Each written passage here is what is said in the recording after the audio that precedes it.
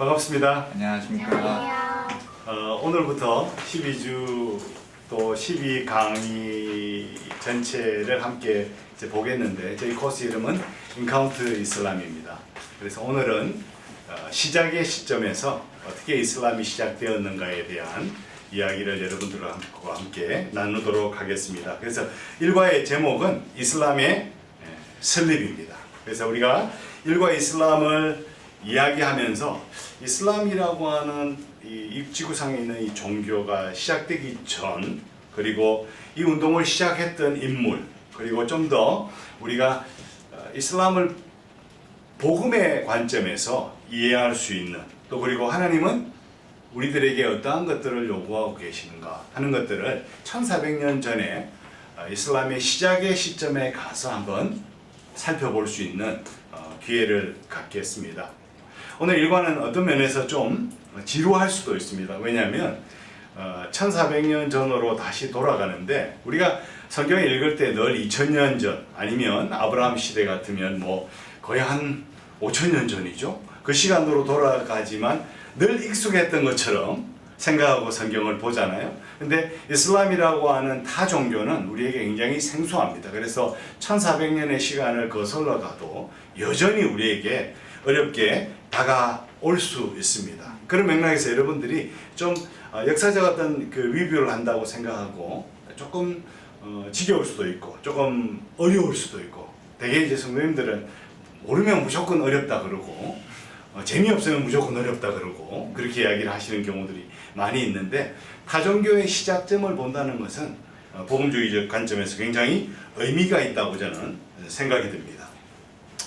이슬람 태동, 이슬람이라고 하는 종교, 과거에는 저희가 회교 이렇게 했습니다. 왜냐하면 중국에서 이슬람이라는 것이 우리 한반도 신라시대 때 전래되었기 때문에 그 중국에 있던 회족들이 믿던 종교, 그래서 회족이라고 하는데, 우리가 이제 새로운 시대에 사는, 현대 시대에 사는 저희들은 이런 회교, 과거의 회교를 믿었던 사람들, 또 지금 믿고 있는 그 종교를 우리는 이슬람이다 이제 이렇게 이야기합니다. 아마 이슬람이라는 게 무슨 뜻인지도 모르시는 분들이 또 많이 있더라고요. 예수님은 샬롬이라고 했습니다. 그러니까 이 히브리어나 실제로 아랍어는 어원이 같습니다. 같은 패밀리에서 나온 그러한 언어이기 때문에 ISLM 이라고 했을 때 샬롬, 이슬람 하면 평화, 또 복종 이런 이제 뜻입니다. 그래서 이 알라의 뜻에 복종하는 종교가 이제 이슬람인데, 그 이슬람이 시작되기 전에, 그리고 시작은 어떻게 되었는가 하는 관점을 우리가 조금 볼 텐데, 우리가 역사 시간은 아니지만 여러분들이 AD, 예수님이 오시고 난 이후의 시간을 이야기하잖아요. 그래서 AD 570년, 또 AD 610년, 그리고 AD 622년, 그 다음에 이제 뭐 쓰진 않았지만 AD 632년, 요 시간에 이슬람이 태동하게 되었습니다. 그래서 유일신교를 믿는 그러한 사람들과 종교적 집단이 우리가 이야기하는 근동, 이 중동 지역에 사실은 기원을 두고 있습니다. 우리가 잘 아는 유대교, 그죠? 유대교의 성지는 어디입니까? 예루살렘, 그죠? 그 다음에 유대교를 통해서 예수님께서 이 땅에 오시고, 예수님께서 새롭게 시작하신 운동, 또 새롭게 시작하신 복음의 운동을 우리는 종교적 카테고리 이름으로는 기독교 이렇게 하게 합니다. 기독교는 성지가 어딜까요? 그 시대로 보면 뭐죠? 비잔틴이었습니다. 비잔틴은 지금의 이스탄불이죠, 그죠? 그러나 그 이전에, 그죠? AD 100년, 그리고 AD 300년 이쯤 오면 기독교의 중심은 로마였습니다.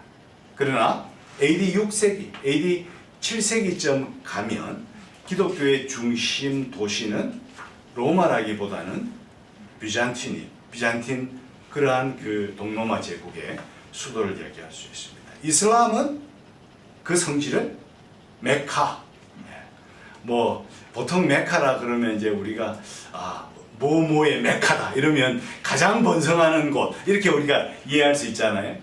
메카는 실제 지명이고 지금도 메카가 있습니다.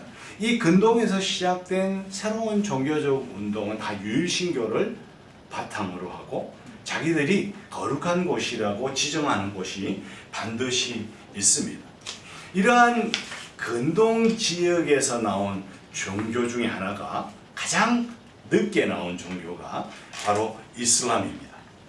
여러분, 이 지역 지도를 보시면 이 지역은 소위 우리가 이야기하는 지금의 중도, 그죠? 그리고 이제 동아프리카, 그리고 이제 좀 더 가서는 이제 터키 중심으로 하는 이 페르시아 지역까지 이렇게 흩어져 있습니다. 근데 여러분, 이 지역에 실제로 AD 6세기에 수많은 유대인들이 흩어져 살았어요.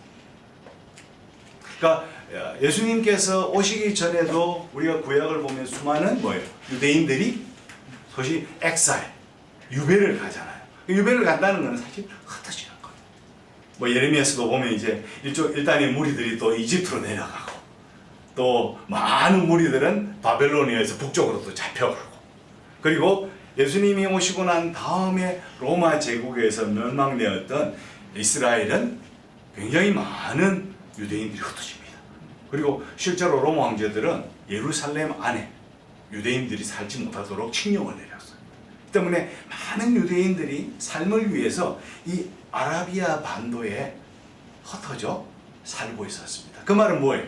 유대인들이 어디를 가든 하나님을 경배하는 사람들이기 때문에 비록 하나님을 경배하지 않아도 유대인 옆에 사는 사람들은 그들이 먹는 음식, 그들이 지키는 절기, 또 그들이 입고 있는 의복들을 보면서 아, 저 사람은 누구를 섬기지? 하나님을 섬기는구나 하는 것들을 믿지 않아도 접할 수 있다는 거죠. 그리고 이슬람이 시작되던 때에는 여러분 실제로 강력한 비잔틴 제국이 있었습니다. 비잔틴 제국은 기독교 제국이었어요. 콘스탄틴 대제가 실제로 이제 기독교를 그렇게 박해하던 로마를 어떻게 복음으로 구했잖아요. 그래서 기독교를 아는 거예요. 그래서 국교로 삼았습니다. 그 이후에 사실은 로마와 비잔틴을 중심으로 기독교는 엄청난 세를 과시할 수밖에 없었어요. 이 비잔틴 제국은 거대한 제국이었습니다. 그래서 기독교를 뭐예요? 국교로 삼고 있었기 때문에 그 비잔틴 제국 안에 또 밖에, 그리고 여러분들이 아시겠지만 비잔틴 제국의 오른쪽에 쭉 따라가면 뭐가 나옵니까? 당나라가 나옵니다. 당나라 하면 또 무슨 생각이 나세요? 실크로드. 실크로드를 통해서 수많은 상품들이 유입되지만 사람들의 교류가 있었다는 건 뭐예요? 이미 기독교에 대한 이야기들을 들었다는 거죠. 그리고 당나라 태종, 뭐 우리 이세민 하면 또 역사 시간에 배워서 알잖아요, 그죠? 또 우리의 또 자부심이 또 어디에 있습니까? 명계소문.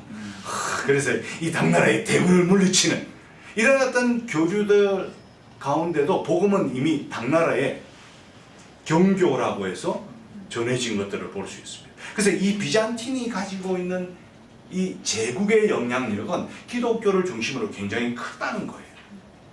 그렇기 때문에 여러분들이 보다시피 이 제국의 변방에 있었던 아라비아 반도는 기독교 이야기를 안 들을래야 안 들을 수 없는 그런 상황에 놓여 있었다는 거죠. 여러분 이제 아라비아 반도 메카로 가보면 이 카바라고 있습니다. 이게 이제 그러니까 검은 이제 천들이 둘러싸여 있는데 그 안에 뭐가 있는가 하면 운석이 있어요.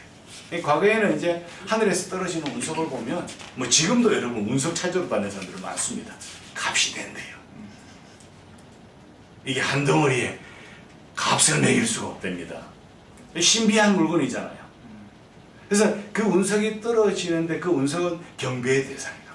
그래서 이 운석을 갖다 놓고 천을 씌우고 그 주위를 돌면서 예배를 드렸던 곳, 그곳이 카바입니다.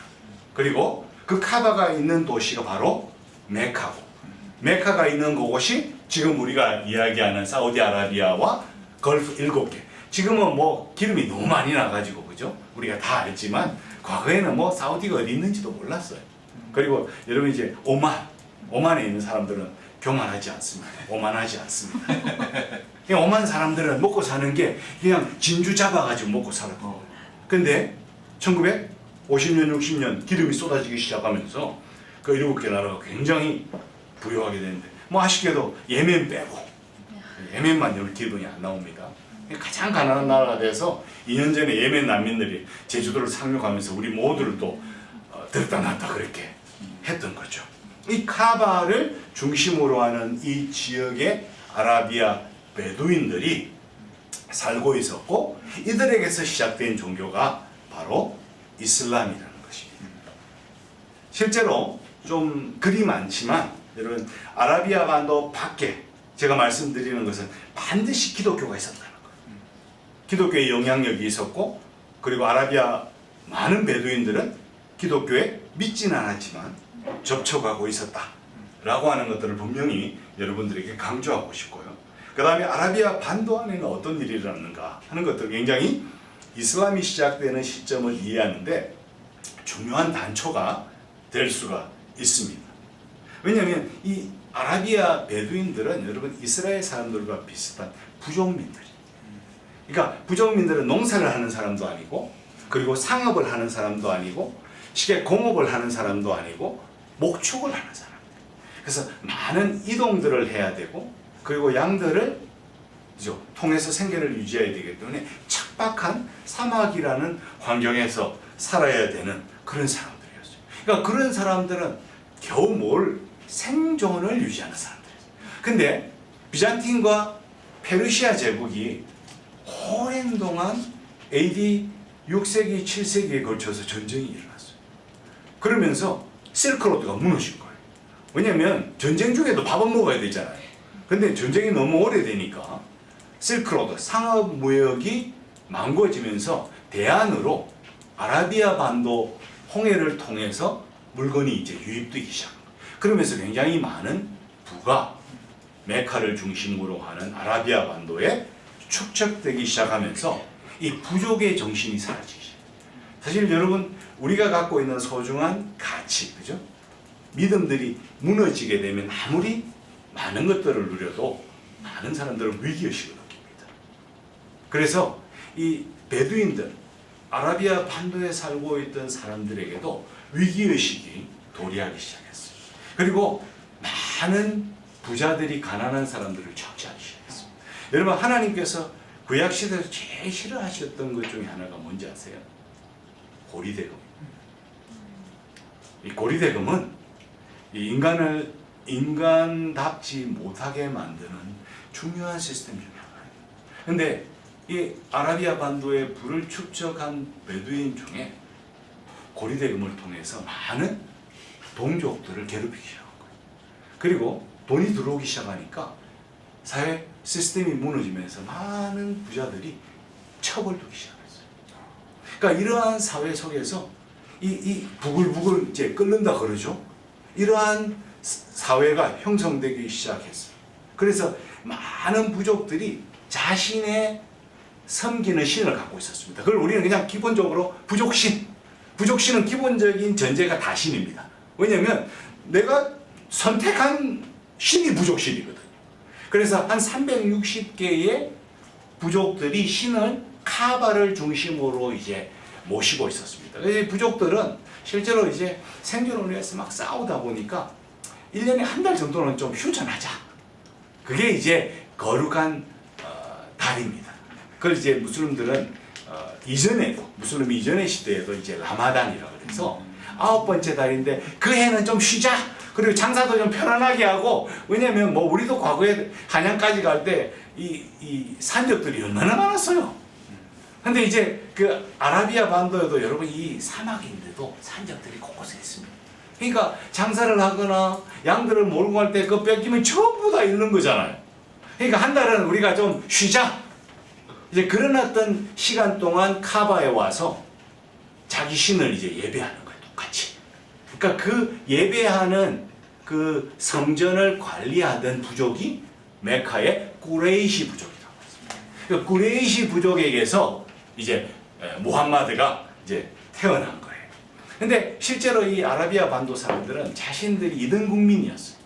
왜냐하면 북쪽에는 비잔틴이라는 강력한 기독교 국가가 있죠. 그 다음에 유대인들은 보니까 오랜 동안 일신교를 가지고 있는 거예요. 근데 자기들에게는 거룩한 책도 없고 거룩한 선지자도 없고 그냥 다 신으로 부족의 수준에서 자신들의 삶을 영위하고 있었기 때문에 뭔가 자신들에게도 특별히 뭐예요? 이렇게 자기들이 모두 숭배할 수 있는 신이 필요하다. 그래서 실제로 다신이 있었던 아라비아 반도 안에도 하니프라 그래서 일신교도가 있었어요. 여러분 이제 혹시 여러분들은 사막에 가셨는지 모르겠어요. 사막에 여러분 가보시면 제일 눈에 띄는 게 별이 그렇게 많아요. 하늘이 그렇게 맑을 수가 없습니다. 우리는 지금 서울이나 한국에 살면서 미세먼지에 큰 고통을 당하고 있잖아요. 근데 그 하늘에 있는 달과 해를 별을 보면 여러분 신에 대한 경외를 느낄 수가 있어요. 그러니까 그런 모습을 보면서 아마 저 우주를 지은 신이 있을 거다라고 하는 갈망, 믿음을 가진 사람이 있었는데 그런 사람들을 하니프라고 해요. 그 하니프들을 중심으로 일신교도 운동이 연장선상으로 일어난 것이 저는 이슬람이 아닐까 하는 생각을 하게 됩니다. 여러분 무슬림들은 특별히 일신교도라는 걸 여러분 잊지 마십시오. 신은 한 분이다. 우리 그리스도인들은 삼신교도입니까? 일신교도입니까? 우리는 일신교도입니다. 우리도 하나님은 한 분이시라는 거예요. 그러니까 이러한 정황 속에서 무함마드라고 하는 사람이 태어납니다.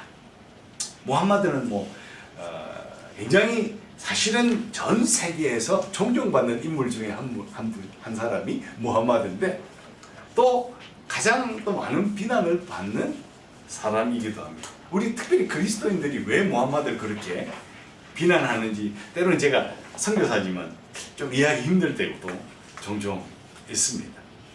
근데 무함마드가 새로운 이 운동을 시작하는 정황은 이미 기독교와 유대교가 있었다는 것과 그리고 자신이 속해 있는 부족, 구레이시 부족과 그 부족이 살고 있는 메카는 이미 뭐예요? 자신들이 오랜 동안 내려오고 유지해오던 전통과 가치들이 무너지는 그런 시대에 있었다는 거예요. 그래서 이 무함마드는 새로운 운동을 시작하는 사람입니다. 그래서 무함마드가 실제로 570년에 태어나서 632년 62세의 삶으로 마감합니다. 근데 이 무함마드라는 인물이 굉장히 드라마틱한 삶을 살았어요. 610년에 계시를 받고 특별히 하늘의 어떤 그 메시지를 듣습니다. 그리고 새로운 종교적 운동을 시작하고 그리고 그 종교를 이 땅에 뿌리 내리고 632년에 죽습니다. 무함마드의 생애를 추적하고 이해하는 것은 이슬람이 어떻게 시작되고 어떤 디렉션, 어떤 트랙으로 갈 것인가를 굉장히 분명하게 배울 수 있는 좋은 시작이 됩니다. 물론 무함마드에 대한 생애와 그 삶에 대한 모든 흔적들을 이해하는 것은 많은 시간들을 요구합니다. 그렇지만 무함마드는 570년 유복자로 태어나요. 그리고 삼촌의 손에서 청장년기를 보냅니다. 여러분 부족 사회에 친척의 손에 큰다. 그럼 그냥 고아라고 보시면 됩니다. 좀 낯설지 않은 사람들과 함께 사는 고아의 삶. 여러분 유복자도 고아의 삶의 가장 큰 삶의 모티브는 뭘까? 저는 이슬람을 이해하는 중요한 모티브 중에 하나가 여기 있다고 생각합니다. 가족. 무함마드는 육신의 가족이 없었기 때문에 이 땅에 그 육신의 가족을 대체할 수 있는 가족을 찾았던, 그래서 평생을 살아야만 했던 사람이 아니었을까. 그래서 610년에 계시를 받는 그 시간까지 지금 무함마드는 가난한 고아에서 상류층으로 갑니다. 결혼을 통해서. 그래서 그 상류층에서 여유 있는 생활을 즐기면서 명상 가운데 새로운 계시를 받고 그 계시가 그의 삶의 뭐예요? 메시지가 되는 거예요. 그래서 그의 메시지는 무함마드의 메시지는 모든 무슬림들의 메시지입니다. 라 일라 알라흐 무함마드 라술알라. 무함마드는 비록 자신이 하나님의 메신저라고 선포하지 않았고 또 그렇게 사람들에게 이야기하지 않았지만 그가 전했던 메시지는 하나님은 알라는 한 분입니다 라는 거였어요. 그리고 그 알라 앞에 모든 이는 평등합니다. 그리고 그 알라를 통하여 우리 모두는 가족이 될 수 있습니다. 그래서 무함마드의 연대기적 생애뿐만 아니라 실제로 사건을 통해서 보면 아까 제가 말씀드린 대로 무함마드에게 삶의 배경을 보면 가장 결손되었던 게 뭔가 하면 가족이었습니다. 우리가 다른 말로 하면 공동체예요. 우리식으로 표현하면 뭘까요? 영가족입니다. 무함마드는 육신의 가족이 없었기 때문에 그 육신의 가족을 뛰어넘을 수 있는 참된 가족을 찾고 싶었어요. 그래서 결혼했습니다. 여러분 우리가 무함마드에 대해서 여인들, 무함마드 여인에 대한 많은 이야기를 하지만 사실 15살 많은 유복한 과부였던 카디자와 결혼하고 카디자가 죽을 때까지는 그 어떤 여인들하고 같이 살지 않습니다. 그건 굉장히 드문 경우라는 거죠. 왜냐하면 이미 카디자와 결혼하고 무함마드가 상류 사회로 올라가서 부유하고 여유 있는 삶을 산다는 것은 그 시대에 부유한 사람들이 말씀드린 대로 고리대금과 뭐예요? 수많은 첩들을 두는 거였지만 무함마드는 그런 삶을 거부했던 거죠. 그러니까 우리가 지금 기준으로 보면 다를 수 있지만 그 시대의 기준으로 보면 굉장히 무함마드는 가정에 충실했던 사람입니다. 그리고 무함마드가 실제로 상류사회에 들어가 보니까 그들이 가지고 있던 부패와 악과 아주 나쁜 관습들을 보고 그 주류 사회와 결별합니다. 그리고 나서 새로운 운동을 아라비아 반도에 시작하는 그 새로운 가족을 만드는 운동, 그것이 이슬람이라고 하는 새로운 종교 운동의 시작이었던 거죠. 무함마드는 새로운 가족이 필요했고, 그리고 그 새로운 가족은 육신으로 혈통으로 될 수 있는 것이 아니라 뭐예요? 영적으로, 종교적으로 가능했던 거죠. 그래서 새로운 운동을 시작해서 이슬람이라고 하는 운동을 시작하고 그 이슬람을 따르는 이들을 우리는 이제 무슬림이라고 부른 것이죠. 그래서 어떤 면에서 저는 무함마드가 시작했던 것은 종교가 아니라 새로운 사회운동입니다. 종교도 있었고 사회도 있었고, 지금은 우리가 현대 시대를 살기 때문에 종교와 사회운동을 나누지만 고대 시대나 더 역사를 거슬러 가보면 이건 굉장히 혼용되어 있다는 거죠. 그래서 이러한 새로운 운동을 무함마드는 아라비아 반도에서 시작하게 됐고, 그러한 그 운동들이 큰 무리를 이루고 세력을 형성하게 된 것이죠. 그 짧은 시간이지만 610년부터 632년 무함마드가 죽을 때까지 22년 동안에 아라비아 반도에서는 많은 일들이 일어났지만 결국은 무함마드가 새로운 어떤 가치, 새로운 종교적 이념으로 수많은 분쟁과 갈등과 싸움의 역사를 보냈던 아라비아 반도 부족들을 통일합니다. 그러니까 굉장히 획기적인 사람이었던 건 분명한 것 같아요. 왜냐하면 이 부족이라고 하는 것은 이 음모와 이 암투와 이 싸움은 우리가 조금 이렇게 구약 성경을 좀 들여다봐도 충분히 이해할 수 있는, 한 번도 저는 구약 성경을 보면서 이스라엘 12지파가 한 마음이 된 적이 없던 것 같아요. 부족은 늘 싸우는데 아라비아 반도의 수많은 부족들도 그랬는데 무함마드가 그 부족들을 새로운 가치, 새로운 슬로건, 새로운 종교적 이념으로 하나가 되게 했다는 거죠. 그런 무함마드를 어떻게 좀 공정하게 평가할 수 있는가? 여러분, 많은 사람들이 하나님이 한 분인 것으로 돌이켰다는 거예요. 여러분, 실제로 우리가 복음을 전하다 보면 무슬림 지역에 가서 복음 전하는 게 훨씬 쉬워요. 왜냐하면 하나님을 증명할 필요가 없으니까. 제가 한때 영국에 가서 노방전도를 했던 기억이 있고, 축구 전도를 했던 기억이 있고 가호 방문하면서 전도를 했던 기억이 있는데 제가 영국 사람 집을 녹화하고 복음을 전하는데 이게 정말 파란 눈을 가진 영국 사람이 저보고 하나님을 보여달라고 그러더라고요. 저 기절하는 줄 알았어요. 아니 이 사람들이 우리한테 복음 전해놓고 이제는 아시아인이 복음을 전하니까 이분들이 우리 보고 하나님을 증명해달라. 근데 무슬림들하고 여러분이 복음을 나누면 하나님을 보여달라, 증명해달라는 말을 안 합니다. 왜? 하나님을 믿으니까. 한 분이신 하나님을 믿으니까. 그런 면에서 무함마드는 뭐예요? 사회 개혁을 일으켰습니다. 왜냐하면 불공평하고 가난한 사람은 억압하고 이 수많은 사회 부조리를 뭐예요? 개혁을 통해서 공정하고 공평하고 평등한 사회로 만들었다는 거예요. 우리가 다음 시간 보겠지만 이슬람의 역사는 어떤 면에서 세계 문명에 기여한 역사도 있습니다. 그럼에도 불구하고 우리가 복음주의 그리스도인으로서 무함마드를 바라볼 때 자신의 길을 신의 길로 좀 착각합니다. 그리고 또 결혼을 통해서도 여러 가지 자신을 변명하는 그러한 일도 있었고, 그리고 계시라고 하는 부분도 조금 이렇게 투명하지 않고 또 정확하지 않은 그러한 부분들도 있다는 거죠. 그럼에도 불구하고 우리가 복음주의 입장에서 바라보면 무함마드는 하나님의 참된 길을 몰랐던 한 인간이죠. 왜냐하면 무함마드가 한입 일신교도라 그랬고 또 고아였기 때문에 참된 가족을 찾고 싶어하는 분명한 영적 순례가 있었을 거예요. 만약 그런 사람들을 우리는 지금 시대를 이야기하면 구도자였어요.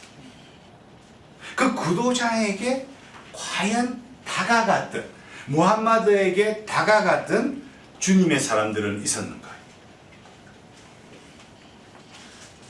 여러분 이제 여러분들이 꾸란을 접해보면 꾸란이 얼마나 많은 문헌들, 소스들에서 이렇게 구성되었는가를 볼 수 있을 텐데 실제로 무함마드가 살았던 시대에 성경이 있었는가? 아랍어로 없었습니다. 무함마드가 살았던 메카와 메카 주변에 하나님의 교회가 있었는가? 없었습니다. 그러면 어떻게 무함마드가 복음을 들을 수 있었겠어요? 여러분 저는 이 무함마드의 생애를 보면서 지금 21세기를 살아가는 우리 그리스도인들이 무슬림들에게 어떻게 복음으로 다가가야 될 것인가에 대한 해답을 찾는다. 그리스도는 계셨는가? 저는 믿습니다. 그리스도께서 계셨습니다. 지금도 무슬림들 가운데 그리스도께서 계십니다. 그리스도께서 계시면서 기도하시는 것이 무엇일까? 아마 그의 제자들이 와서 무슬림 가운데 살면서 수많은 길을 찾고 있는 무슬림들에게 길이요 진리 되신 예수 그리스도를 보여줄 수 있기를 주님은 기도하고 계실 것 같습니다. 요즘 하나님께서 무슬림들을 꿈과 환상과 기적으로 인도하셔서 우리 선교사들 사이에는 농담도 합니다. 우리가 안 가니까 예수님이 가셔서 답답하셔서 자신을 그냥 보여주시는구나. 아라비아 반도에 하나님의 교회가 복음을 전했더라면 성경이 그들의 언어로 번역되어 있었더라면 아마 무함마드는 그리스도를 따르는 신실한 그의 제자가 되었을지도 모르겠습니다. 역사의 가정은 없지만 그럼에도 불구하고 우리가 한번 해본다면 아마 이슬람의 시작은 훨씬 더 다른 방향으로 가지 않았을까 하는 생각을 하게 됩니다. 교회는 아라비아 반도와 무함마드를 위해서 무엇을 했는가 하는 부분에 대한 질문들을 던지면서 오늘 일과를 이렇게 마무리하고자 합니다. 감사합니다.